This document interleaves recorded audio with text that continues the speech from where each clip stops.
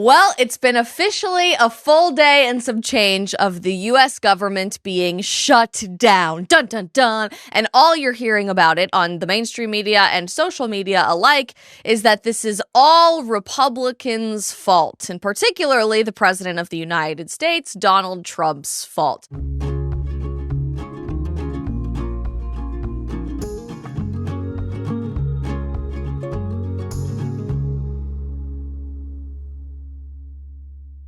All of the messaging I'm seeing from cable news all the way down to paid left-wing shills on TikTok are repeating the exact same scripted talking points, and the left is trying to use the most ridiculous ways possible to convince you that Republicans are the bad guys withholding government workers' paychecks. They're spending asinine amounts of money trying to figure out how to participate in the meme wars, for example, with the Democrats' actual Twitter account posting this cat video to tell you all about the ins and outs of the government shutdown. Watch this.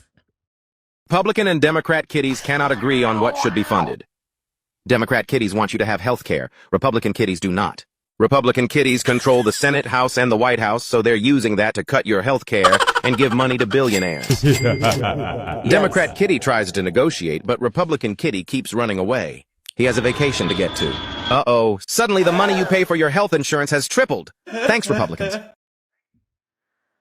Thanks, Republicans. Okay, I don't usually like to give free advice on the meme wars to the left because their content is just so cringy and so bad that I like to let it speak for itself. But just whoever is out there, this unpaid intern in a closet somewhere at the DNC coming up with this video, rule number one of meme warfare is don't make your enemies cuter than you in the meme. The Donald Trump cat is the cutest thing I've ever seen. Please give us more memes. It's reminding me of Gavin Newsom trying to troll JD Vance repeatedly over the last 48 hours or so by memeing him as a minion on cable television and then the fat JD meme. Do these people not realize we like the memes more than they do? Hello. And it doesn't just stop at meme warfare. It's simplified down to the most ridiculous basic talking points of Republicans don't want you to have health care, which is obviously not true. They're paying your favorite left-wing influencers to say the same thing on TikTok. Here is the infamous Harry Sisson telling you exactly how the government got shut down. We have some major news. The United States government has officially shut down. It's 12:01 in the morning, East Coast time, and the government has officially run out of money. Now, this is entirely Donald Trump and the Republican Party's fault. I mean, remember, they control the entire government. Donald Trump is president. The Republicans control the Senate and the House of Representatives, and they couldn't keep the government open. Democrats were simply saying, hey, let's get rid of these Medicaid cuts. Let's expand access to the Affordable Care Act so more Americans have health care. And the Republicans were saying, no, we want the tax cuts for the millionaires and the billionaires to remain, and then screw everybody that wants health care. And now, because of the shutdown, crucial federal workers will go without pay. People that work at the TSA and all of our different airports who do crucial work. The National Guard, who Donald Trump has deployed randomly to cities across the United States, they will go without pay as long as the government is shut down. Crucial services will now be shut down as well, and the American people will not be able to access them. The government has shut down under Donald Trump. It's the first one since 2019 when Donald Trump was president the first time. This guy calls himself the master negotiator and can't even keep the country open. Harry, I gotta give it to you and to every other influencer thinking they are the so-called expert on government shutdowns and the budgetary process. I don't blame you for your complete lack of education on American civics because, let's be honest, the American education system has dramatically failed every one of us within Generation Z. But A, it's not Donald Trump's job to pass the budget. It's Congress's job. And B, you can't start a video blaming everything on Donald Trump and the Republican Party and then 5 seconds later say, oh, also, all the Democrats are trying to band together to expand healthcare and expand Medicaid, you just negated your own point. So he outlined it perfectly there, essentially how we got here. And I know it's been confusing because of how the media is covering this and our lack of understanding of the budgetary process, is that we had a status quo. We had an agreed upon situation for our budget. We were just running out of time to pass the legislation. And I think this warrants some more explaining, so we'll get to that later in the episode. But for the very first time ever, the leader of the Senate Democrats in his career, Chuck Schumer, decided to vote against keeping the government open because he disliked what the Republicans were able to pass a few weeks ago, saying it shouldn't be up to American citizens to cover the cost of healthcare for illegal immigrants. Way back when, in the one big beautiful bill, we took care of that problem and got rid of that spending from the American taxpayer. And now today, they are holding you, the American people, and government workers hostage because they are being blackmailed by the Marxist wing of their own party on the left to provide free services unilaterally to illegal immigrants, holding up the budget process in the wake. I'm honestly just sick and tired, frankly, of the ridiculous amount of propaganda and lies in the mainstream media about the people who are in charge, about who is serving the American people appropriately, about how these processes even work. So, as someone who is very much not the budgetary expert or even the legislative expert on all things on Capitol Hill, I decided for today's episode that we would take a trip down the road and ask the real experts what's going on with the government shutdown and what we can expect moving forward as Congress continues to serve the American people. Today on the Isabel Brown Show, we are so excited to be welcoming our friend and one of our favorite members of Congress on the Hill, Speaker of the House, Mike Johnson. But before we drive over across town to Capitol Hill to speak to our friend Speaker Johnson, I first have to tell you how grateful I am last night that my freezer was stocked with our amazing friends from Good Ranchers. I never have to worry about what's going to be on the table for dinner with my very hectic schedule and my very busy family. And all of that is thanks to amazing American meats brought to you from American farms and ranchers at Good Ranchers. But this fall, Good Ranchers challenges all of us to get back to the table, not just me and my family, and it truly has changed everything. Every Wednesday night, my family is making it happen. No phones, no work emails, just us connecting over a real meal and setting one day aside out of the week to prioritize family time together, especially with how busy both of our work schedules are, has made a huge impact in my marriage and my relationship with my baby. Here's what makes it possible. Good Ranchers delivers 100% American high-quality meat right to our door. Everything comes pre-portioned and triple trimmed, so even on my craziest days, like yesterday, I can have dinner ready in minutes instead of spending an hour prepping. And get this, Good Ranchers is giving away free holiday hams. Oh, that reminds me of that movie, Honey Baked Ham, baby, let's go.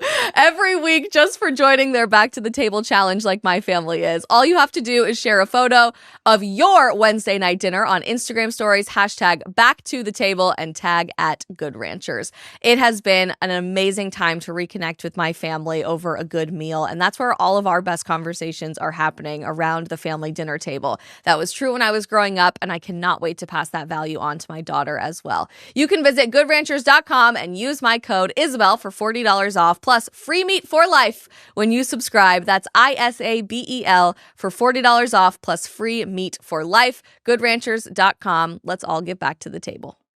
Speaker Johnson, thank you so much for taking a few minutes out of your very busy schedule. For young people today, the media is very much twisting the narrative of what a government shutdown even is and how we got here. So for our viewers who might be the average 18-year-old that didn't get the world's best civics education, can you explain what's going on this week?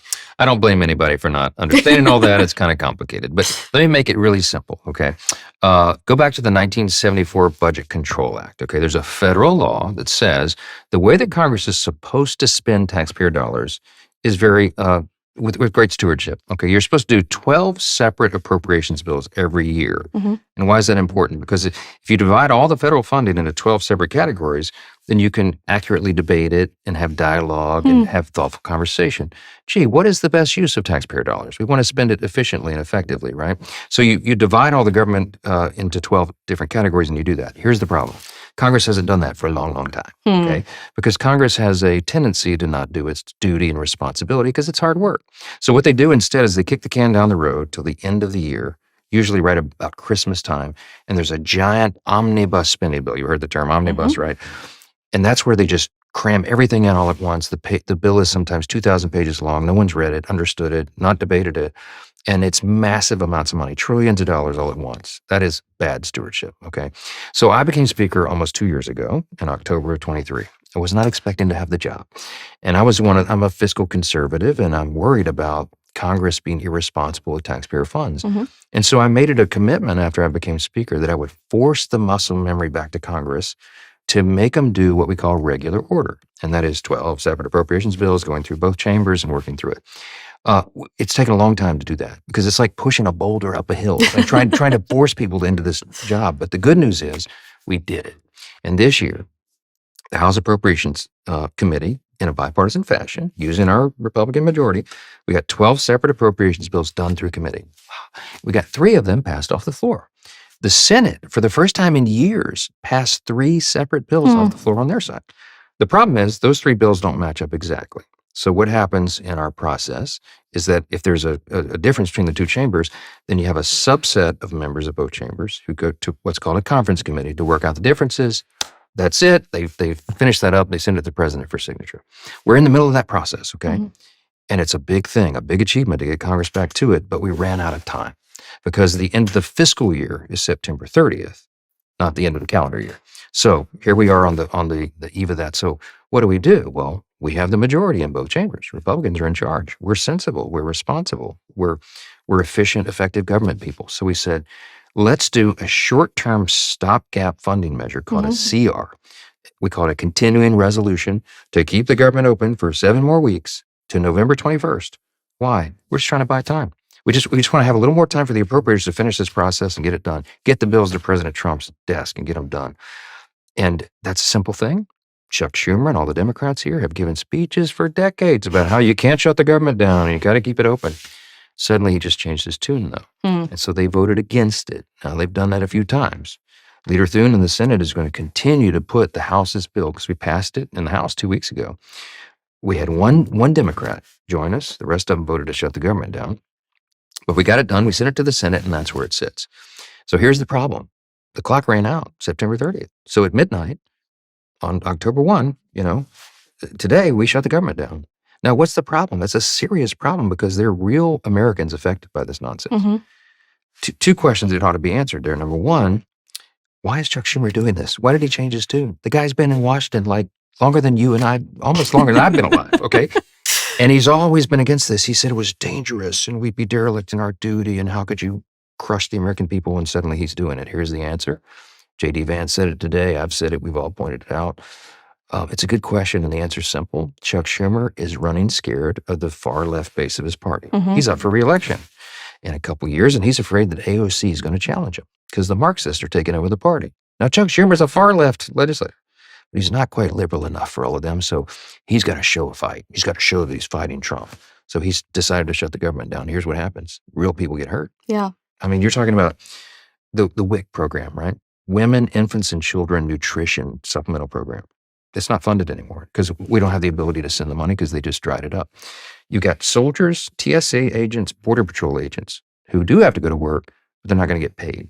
It's a real problem. I mean, if let's say there's a young soldier who's deployed overseas right now, left his young wife and 2 small children at home, they're not going to get their monthly paycheck. They don't get it until all this is resolved. You have real problems with FEMA, for example. We're in the middle of hurricane season. I'm from Louisiana. This is serious business, okay? As we sit here today, there are 2 hurricanes off the eastern seaboard of the United States.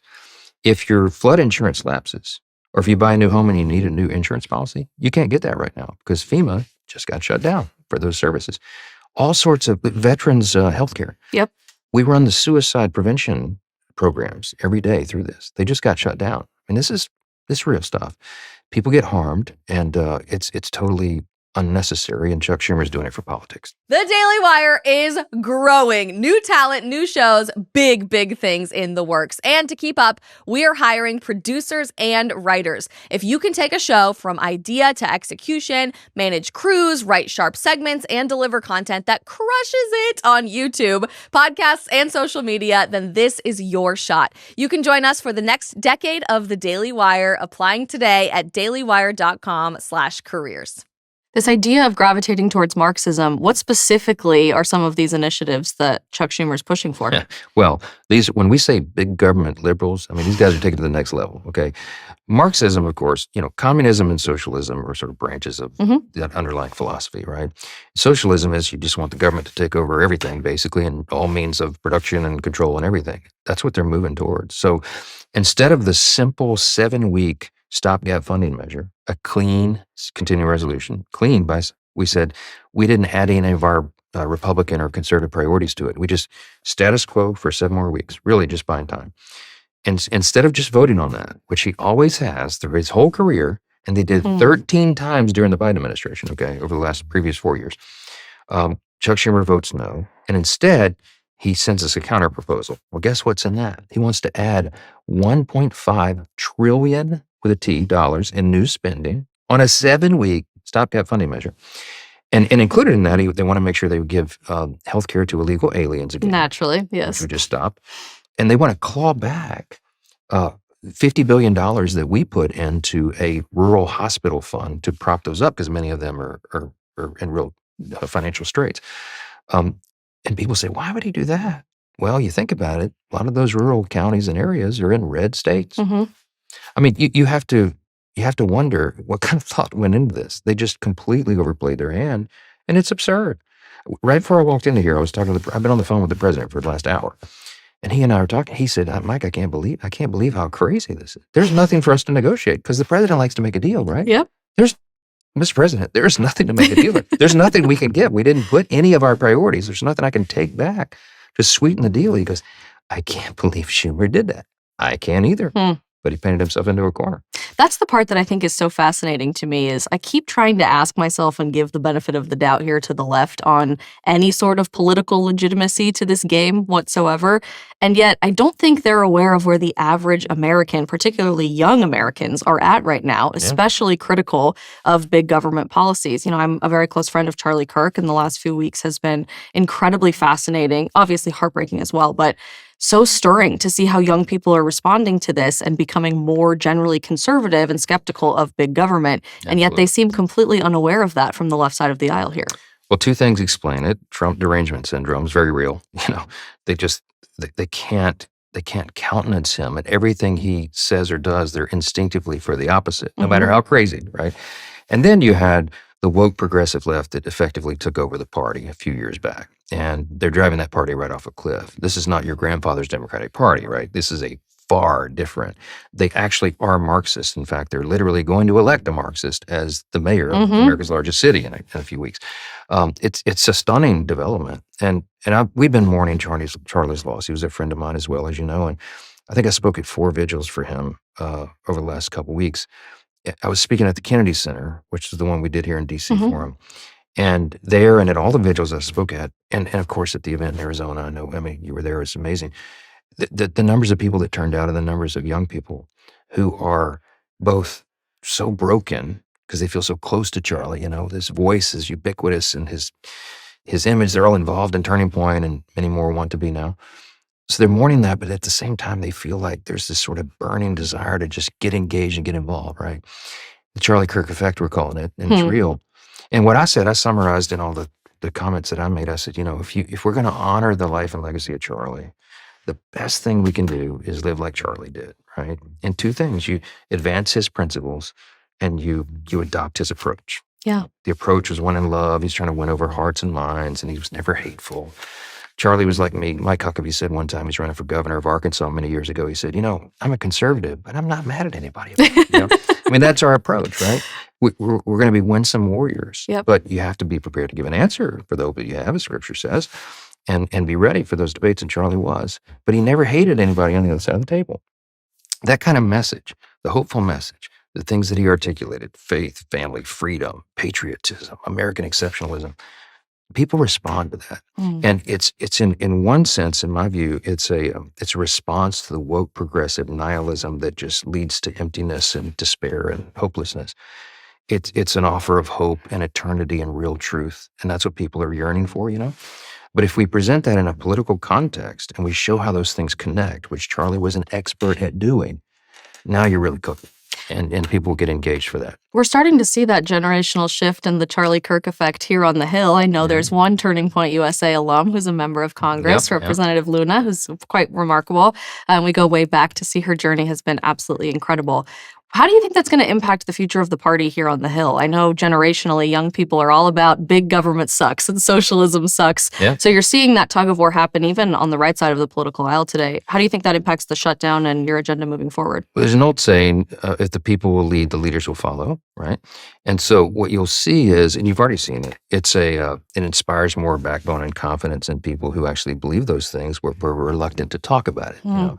I became speaker a couple years ago. The first thing I did was I did an interview. Well, I did my floor speech, and I did an interview with Hannity, and we just go live that night. And I mean, this is unrehearsed and unprepared because I wasn't expecting to get the job. And he says, "What people don't know anything about Mike Johnson." He said, "What could you say? How could you summarize? What you believe, your philosophy?" And I said, "I didn't think. I didn't have talking points prepared." I said, "Well, Sean, I don't know. It's pretty simple for me. If you want to know what I think about anything, go dust off the Bible on your shelf. That's pretty. I'm a Bible believing Christian. I had no idea what a landmine that was." And they came after me with sharp knives, but some of us have always spoken like that. We've been trying to bring back those principles. Charlie was about, what I loved about our friend was he liked the temporal policy debates. He was about the temporal things, but he was much more about the eternal things, the permanent things, And I have always tried to weave that into everything we do. And now more and more people are seeing it that way. And you've heard people as high ranked as the vice president say in the last few days, "I've spoken more about my faith in Christ over the last 2 weeks than I had, he said. Ever before. Yeah. And everybody's doing that now. So it's so refreshing to us because we're walking around like, wow, we're not the freaks anymore. Like, oh, this is the thing. Everybody, welcome to the party. And more people are more, I think, open about what they really believe and what is the core foundational principle behind the policies that we're advancing. That's what wins over the hearts and minds. And we have a real opportunity to do that now. Last question for you. If you're giving a message to the next generation for what to expect out of this shutdown and in general, what to expect out of this Congress, what can we expect to see in the next few days and months? Well, you can make an argument, really objectively. The first 6 months of this Congress was the most productive, successful of any in memory, maybe of all time. Going back to the American Revolution. Why? Because we had unified government. So we had President Trump in the White House, and you have Republicans in charge of the Senate and the House, because we got a mandate in the election in 24, and we acted on that. So we did the big, beautiful bill and this, marquee legislative achievements with the smallest margin in U.S. history. I had a 1-vote margin for 90 of the first 100 days, We have defied expectation because the Republicans stayed unified. And my message to all my colleagues is, as long as we can do that, we are unlimited in the potential of what we can achieve. So we're planning more of those big marquee pieces of legislation. The big, beautiful bill, the Working Families Tax Cuts bill, we call it, was a reconciliation bill, which you can do. You don't need 60 votes in the Senate, which is the normal case. You can do it with a bare majority. So we're planning Reconciliation 2.0 right now for the fall. I'd like to do a third one in the spring before we're done with this Congress. And then we have some other marquee things that we're doing, in addition to all the things the president's done with executive orders that we're codifying, putting into written law. So regulatory reform, tax cuts, and pro-growth policies for the economy, but then also changing the size and shape and scope of government all at once. I mean, this is something that many of us have been working on for our whole lives, and we have marquee achievements for all these things, but there's more to come. And then we go into an election year, the midterm election next year. I just literally got off the phone with the president, and he said, "Mike, I can't believe," sorry, I'm doing his voice. You're pretty good at it, so we'll keep it. It's only twice in 90 years, the president's picked up seats in the first midterm. I said, "But you're going to do it, sir. We're going to defy history." Lots of reasons for that, but we had a demographic shift in 2024. We'll keep a lot of those voters. We have a favorable election map. There's way more House Democrats sitting right now as we're talking in districts that President Trump won than that Harris won, Republicans in Harris seats, and we've got a favorable map. The Democrats are in free fall. And the fourth factor that none of us saw coming is the aftermath of Charlie's passing. Yeah. And the energy that that puts in the hearts and minds of people, young people who want to be engaged. They understand what's happening. They want to take their country back. And we're presenting to them an opportunity to do that. I think that has a big effect in the midterms that nobody saw coming. God has a way of working all things together for good. Charlie used to preach that, and he believed it, and we do. His passing was so untimely and tragic and unspeakable. To me, in some ways, it still doesn't seem real. Yeah. But God is going to use that. He already is. And there's such great hope in that. And Charlie is watching all this, and he knows. And that's great comfort to all of us. Well, as you know, we've been the apologists over here on our show for the fact that Gen Z will save America, and we are incredibly excited to keep cheering you on and supporting everything you're doing to serve the American people. Thank you for your service to our country and for bringing back home the message that big government sucks. Congrats for all your success. It's well earned, and we're excited. Keep going. You. Thank you again to Speaker Johnson for taking the time to join us, and make sure you guys are subscribed to the channel to get tomorrow's episode and every episode thereafter. We can't wait to be spending some more time here on Capitol Hill to unveil all of the great plans to serve the American people the best way our elected officials know how.